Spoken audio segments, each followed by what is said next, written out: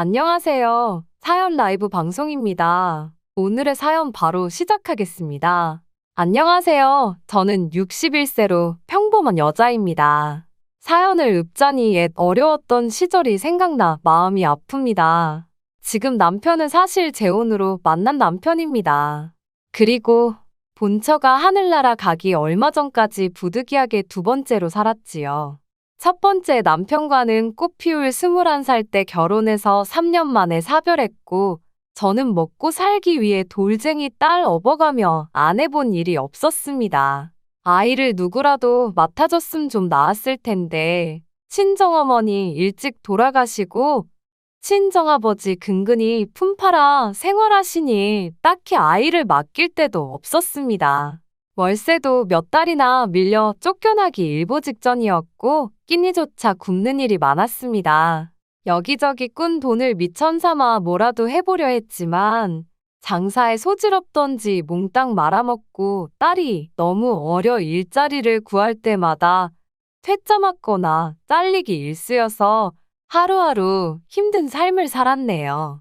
하루는 아기 없고 일자리를 알아보다 너무 배가 고파 허기져서 식당 한 군데를 들어가 설렁탕 한 그릇을 시키고는 아이 밥도 먹이고 저도 배를 채웠습니다. 허겁지겁 개눈 감추듯 먹으니 식당 사장님께서 제가 안쓰러웠는지 밥 한 공기랑 설렁탕 한 그릇을 기꺼이 더 내어주더군요. 배고픔 앞에서 자존심도 뭣도 없었던 저는 배를 채우기에 급급했고 배가 찬 저는 그제서야 다른 걱정이 들기 시작했습니다. 바로 제 수중에 돈이 한 푼도 없었던 겁니다. 저는 사장님에게 이실직고하고 제 사정을 말씀드리며 제가 먹은 설렁탕값 대신 일을 해주면 어떻겠냐고 간절하게 사정드렸습니다. 그러자 사장님께서는 저를 보시며 그렇잖아도 저희 가게에서 종업원 한 명을 뽑고 있는데 괜찮으시면 여기서 일해 보시지 않겠어요? 마침 식당 안쪽에 골방도 하나 있고 거기서 지내시면서 일하셔도 되고요. 월세를 못 내서 쫓겨나기 일보 직전이었던 저는 너무 감사해 몇 번이나 사장님께 감사 인사를 드렸고 저는 식당에서 그날부터 일을 할 수 있게 되었습니다. 제법 규모가 있는 식당이라 사장님 한 분 계셨고 종업원 5명쯤 있었는데 다들 하나같이 맘씨가 좋아 너무 바쁜 때 아니면 돌아가면서 아이를 봐주기도 했고 손님이 피크일 때는 부득이하게 사장님까지 나서서 아이를 봐주셔 수월하게 일을 할 수가 있었어요. 하지만 이를 못마땅하게 생각하는 사람이 한 명 있었습니다. 바로 식당 사장님의 사모님이셨어요. 사모님은 울부마누랴 뺨치는 심술로 식당 내에서도 갑질 부리는 걸로 유명했고 이미 전 눈밖에 나 있었습니다.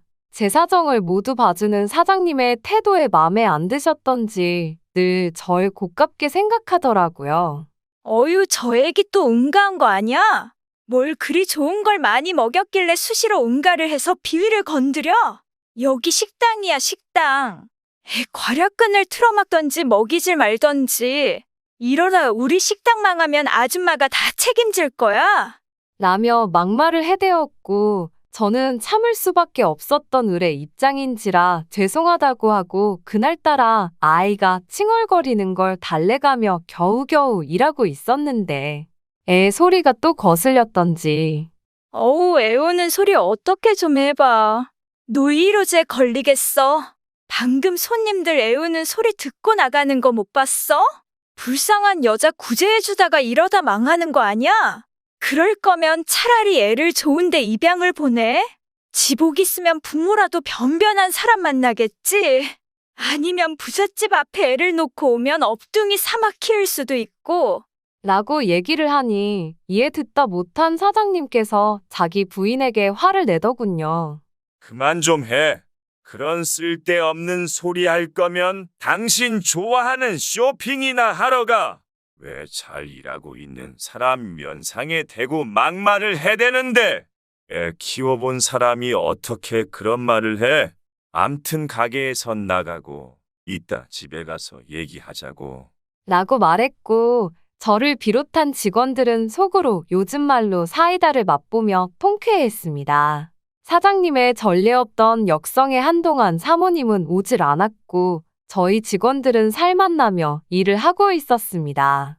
하지만 그러던 어느 날 하루 식당 일을 마치고 다들 퇴근했고 전 가게 뒷마무리를 하며 아이가 잠들어 있는 쪽방에 들어왔는데 마침 바깥에 인기척이 들렸습니다. 순간 덜컥 두려움이 앞섰던 저는 아이를 조용히 이불로 감추고는 가게 빗자루를 들고 천천히 소리나는 곳을 가고는 확 불을 켜고 달려들려는데 그때 절 말리며 제 눈앞에 나타난 사람은 바로 사장님이었습니다. 벌써 한 잔을 하고 왔는지 냄새가 진동을 하더군요. 하며 괴로운 듯 가게 냉장고에서 몇 병을 더 들고 오는데 저는 사장님을 말렸지만 소용없었고 깡으로 벌컥벌컥 들이킨 사장님은 제게 괴로움을 토로하더군요. 부인이 춤 선생이랑 바람이 났어요. 벌써 1년 됐다더군요. 이것들 간통죄로 다 쳐넣어 버리려고요. 그렇게 춤 배우러 돌아다니더니 춤 선생한테 미쳐서 자식들 다 굶기고 씻기지도 않고 애를 거짓골로 만들어놨어. 아니 세상에, 아버지가 이렇게 큰 식당을 운영하는데 애들이 영양실조라는 게 말이 되냐고요. 하고 울분을 감추지 못하는데 언젠가 봤던 사장님의 딸 2명이 얼핏 보기에도 안색이 안 좋았으며 삐쩍 말라 있었던 게 생각이 났습니다. 어쩐지 그런 사장님이 안쓰럽더군요. 5년간 함께 살다 운명한 제 첫 번째 남편도 임신한 저를 두고 바람을 폈었거든요. 배신감을, 그 타들어가는 심정을 누구보다 잘 알았기에 저는 제 얘기를 해주며 사장님을 위로했네요. 그런데 갑자기 사장님이 제게 남자로서 다가오는 게 아니겠어요? 저는 최대한 정신 차리면서 사장님을 밀어냈지만 분위기는 그게 아니었습니다. 그날 밤 저는 그렇게 사장님과 보냈고 사장님은 제게 고백하더군요. 실은 오래전부터 당신을 맘에 품고 있었어요. 처음 아이를 안고 우리 가게에서 설렁탕을 먹으러 왔을 때부터 끌려서 당신을 이곳에 머물게 한 거예요. 차라리 아내가 바람핀 게 잘 됐다 싶어요. 간통죄로 넣으면 자동이혼이니까 다 끝내고 당신이랑 새 출발하고 싶어요. 라고 했고 저는 처음부터 저를 품고 있었다던 사장님의 진심에 그간 잠자고 있던 심장이 뛰기 시작했고 제게 그간 잘해줬던 사장님이 싫지 않아 제 딸을 위해서라도 천벌받을 짓인 걸 알지만 그 남자가 욕심이 났네요. 그 후로 저희는 숨어서 몰래 연애를 했고 사장님은 문 닫은 가게로 곧잘 찾아와 함께 시간을 보내었고 그토록 사랑하는 우리가 얼른 부부가 되는 꿈을 꾸었습니다.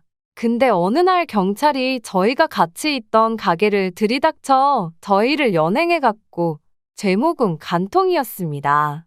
분명 사모님이 먼저 춤 선생이랑 바람을 핀 건 사실이었으나 증거로 내민 것들이 다 기각되어 버리는 바람에 저희 관계를 평소 눈여겨봤던 사모님이 먼저 손을 쓴 것이었습니다.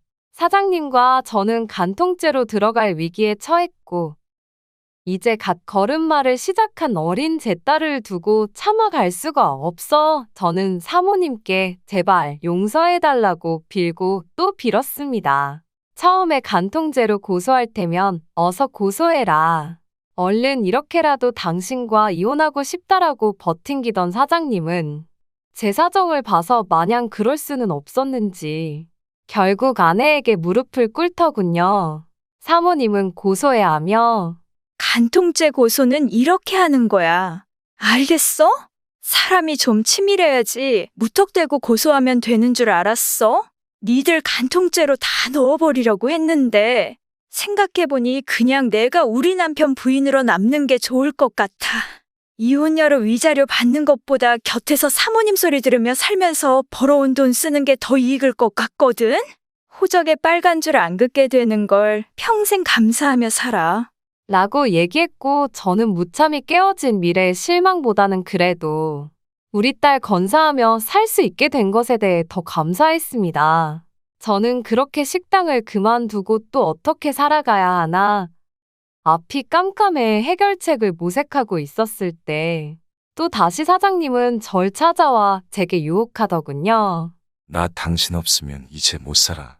어차피 집사람 속내를 알았으니 이혼이 무서워서라도 간통죄로 절대 넣진 못할 거야.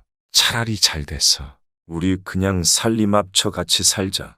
법적으로만 그 여자 남편으로 사는 거고 내 몸과 마음은 항상 당신 곁에 있을 거야. 내가 사랑하는 건 당신뿐이니까. 라고 하며 사장님은 제게 집을 한 칸 마련해 주었고 오갈 데가 없었던 저는 선택의 여지 없이 또 그 말에 따르게 되었습니다. 그렇게 저는 또 한 번 사장님과 인연을 맺게 되었고 그 집은 얼마 지나지 않아 사모님에게 발각되어 사모님의 친정 식구들, 지인들, 친구들 와서 제 머리채를 동네북 마냥 한 번씩 쥐고 흔들고 가고는 했어요. 맷집이 제법 생겨 데뷔도 나름 하고는 했지만 여럿이서 한꺼번에 달려드는 데는 별 수가 없더라고요. 그것 때문에 몇 번이나 이사를 했고 그 사이 전 사장님 사이에서 임신을 하게 되었습니다. 든든한 아들이었는데 사장님은 처음 본 아들을 무척이나 아끼며 예뻐했고 어떻게 해서든 호적에 올리고 싶어 했지만 사모님 반대로 번번이 무산되어 제 성을 따서 결국 사생아로 시작을 하게 되었네요. 자식을 안고 운 적이 한두 번이 아니었습니다. 내 아들이 어미 잘못으로 아비 없는 사생아로 손가락질을 받으며 살 생각에 한스러움이 들었고 그저 못난 어미로서 우리 아들한테 늘 미안했습니다. 맨날 애를 붙들고 울자 사장님은 저를 달래며 조금만 더 참자하며 버텼는데 아들을 낳았다는 소식에 사장님의 부모님, 즉 제게는 어찌됐든 시부모님께서 절 찾아왔던 겁니다. 이 아이가 우리 종손이구나. 고맙다. 네가 대를 이어줬구나. 아들 낳았다는 소식을 일찍 접했으면 내 이름도 지어주고 너희 모자를 귀하게 여겼을 터인데. 아이, 내가 어떻게 해서든지 우리 집안에 호적으로 올려주마. 너도 내 며느리로서 어떻게든 인정해 줄 거야. 라고 시아버지께서 호언장담을 하셨고 남편의 우유부단함과는 달리 시아버지는 단호함이 있으셔서 일은 일사천리로 진행되었고 사모님은 울며 겨자 먹기로 저희 아들을 호적에 올려 아들 삼아야만 했습니다. 또한 저도 사장님의 집에서 들어와 살게 되었어요. 서울 중심부에 있는 으리으리한 대궐 같은 집이었는데 몇 평인지 가늠조차 안 오더군요. 저는 그렇게 들어가서 살게 되었고 저는 일하는 아줌마들에게 수군거림을 당했지만 처음으로 사모님 대접받으며 살아가게 되었습니다. 본인 입지가 점점 좁아지는 걸 안 사모님은 어떻게든 살아남으려고 아등바등했지만 제가 낳은 아들의 힘은 생각보다 컸네요. 무시당하던 식당 종업원이었던 제가 갖은 수모에도 버티던 사모님의 자리를 위협하는 존재가 되었습니다. 작은 딸은 절 친엄마보다 좋다며 잘 따랐지만 큰 애만큼은 아무리 못해줘도 그저 지 친엄마가 최고였는지 자기 엄마 자리를 뺏은 절 사사건건 제게 대들어가며 골탕을 먹였습니다. 아줌마 미워요. 우리 엄마 아줌마 때문에 맨날 속상해하고 우리 아빠 재산 노리고 애기도 낳고 그랬다면서요? 내가 크면 반드시 아줌마 쫓아낼 거야. 라고 이를 갈았네요. 고작 초등학생 고학년에 불과했던 첫째 딸이 재산 어쩌고 하며 얘기를 하는 걸 보면 분명 사모님이 애한테 할 말 못할 말 가리지 않고 했던 게 뻔했습니다. 원래 천성이 그런 여자였으니깐요. 그리고 어이없던 건 절 잘 따르던 사모님의 둘째 딸은 심지어 사장님의 아이도 아니었습니다. 애엄마가 워낙 애 일에 관심이 없어 제가 둘째 딸까지 손수 다 챙겨주곤 했는데 어이없게도 알려진 혈액형과는 달리 이상하게 나왔고 유전자 검사를 진행해보니 사장님의 아이가 아니었습니다. 허나 사장님께는 끝까지 말 안 했어도 지금도 그건 저만 알고 있습니다. 그건 본부인을 쫓아낼 수 있던 최고의 구실이었지만 둘째 딸아이가 사실 사장님의 친자가 아니라는 걸 알리지 않았던 건 사장님을 생각한 것도 있었지만 유독 그 아이가 제 아들과 딸을 지 동생으로 생각하고 챙겨주는 게 기특해서 가뜩이나 핏줄에 연연하는 가족들로 인해 어린 것한테 차마 상처 주기 싫어 그러지 않았습니다. 우리 아이들 생각하면 그 아이 엄마 내쫓고 제가 그 자리 차지할 기회는 그 이후로도 언제든 있었지만 그냥 그러질 않았어요. 상간녀임을 손가락질 받고 한평생 욕바지로 살았지만 모두 다 제가 감당해야 할 일이라고 생각했기에 순리대로 놔뒀습니다. 시간이 그렇게 흘렀고 자식들은 다 장성해서 사모님의 작은 딸과 제 딸은 이미 제 짝 만나 가정을 꾸렸고 제 아들도 내후년쯤 만나고 있는 여자랑 결혼한다는 소식을 들으니 뭔가 책임감을 끝낸 기분이 들더군요. 그런데 그맘때쯤 사모님의 몸 상태가 좋질 않았습니다. 평소 간이 약했던 사모님은 간경화로 세상을 떠날 위기까지 맞았고 생이 얼마 남지 않았다는 걸 본능적으로 느꼈던지 병문안 온 제 손을 잡아주더군요. 남편이 그저 나처럼 스쳐 지나가는 바람일 줄 알았는데 알고 보니 자네는 바람이 머무는 곳이었구만. 나 이 세상 떠나면 이 자리 잘 지켜가며 살아. 그리고 우리 둘째 딸, 자네가 무슨 마음으로 출생의 비밀을 끝까지 지켜준 줄 알아. 내색은 안 했지만 그간 내가 얼마나 고마워했는지 몰라. 이걸로 우리 남편 뺏은 죄로 퉁치자고 좀 늦긴 했지만 나 가고 나면 상간녀 인생 접고 우리 그의 부인으로서 행복하게 잘 살길 바래. 우리 딸들 여태 그래준 것처럼 친정엄마처럼 잘해주게. 라고 얘기해 저는 그러겠노라고 기꺼이 약속한 후 사모님을 보내드렸습니다. 사모님을 떠나보내니 그간 미운 정이 들었던지 뭔가 가슴 한켠이 아려우면서 눈물이 나더군요.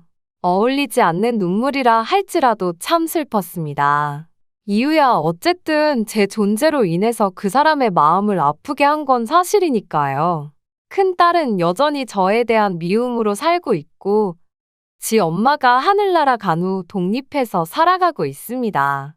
올해로 벌써 43살인데 성질만 여전히 살아있어 아빠 같은 남자 만날까봐 결혼 안 한다고 마음까지 다든 후 살아가고 있네요. 30여 년을 가까이 상간녀로 사니 부인 자리가 오히려 낯설어 적응이 힘들더라고요. 저는 서류만 법적으로 올리자 했지만 사장님은 아니 이제 제 남편은 여느 젊은 사람들처럼 까짓거 식장 빌리고 웨딩드레스 입고 정식으로 결혼하자고 생전 청혼이라는 것도 받아보았습니다. 그렇게 저는 30여 년의 상간녀 생활을 정리했네요. 제 사연 읽어주셔서 감사드리고 모든 분들 건강하시길 바랍니다. 감사합니다.